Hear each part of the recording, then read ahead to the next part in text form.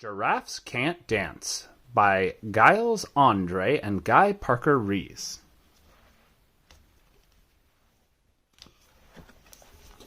Gerald was a tall giraffe whose neck was long and slim, but his knees were awfully crooked, and his legs were rather thin.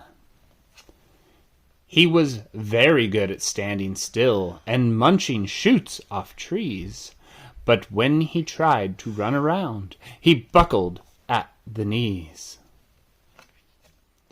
Every year in Africa, they hold the jungle dance, where every single animal turns up to skip and prance. And this year, when the day arrived, poor Gerald felt so bad, so sad, because when it came to dancing, he was really very bad. The warthogs started waltzing, and the rhinos rock and rolled. The lions danced a tango that was elegant and bold. The chimps all did a cha-cha with a very Latin feel, and 8 baboons then teamed up for a splendid Scottish reel. Gerald swallowed bravely as he walked toward the floor, but the lions saw him coming, and they soon began to roar. "Hey, look at clumsy Gerald!" the animals all sneered. "Giraffes can't dance, you silly fool! Oh, Gerald, you're so weird!" Gerald simply froze up. He was rooted to the spot. "They're right," he thought. "I'm useless.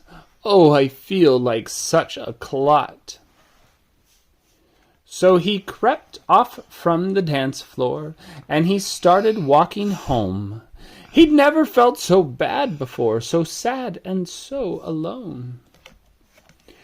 Then he found a little clearing, and he looked up at the sky. "The moon can be so beautiful," he whispered with a sigh. "Excuse me," coughed a cricket, who'd seen Gerald earlier on, "but sometimes when you're different, you just need a different song. Listen to the swaying grass and listen to the trees.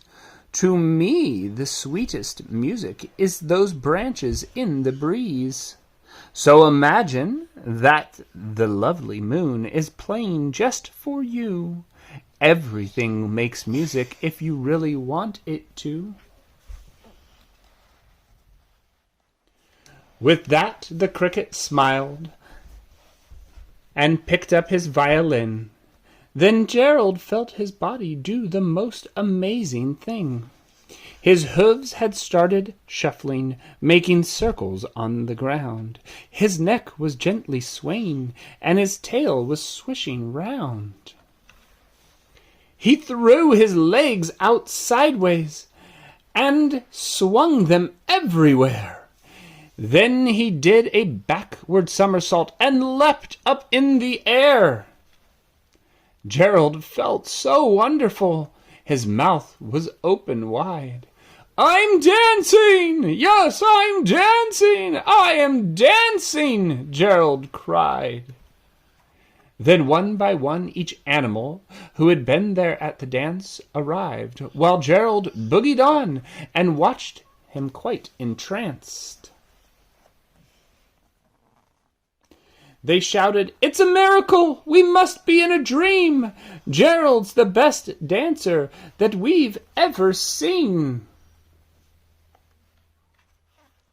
"How did you learn to dance like that? Please, Gerald, tell us how."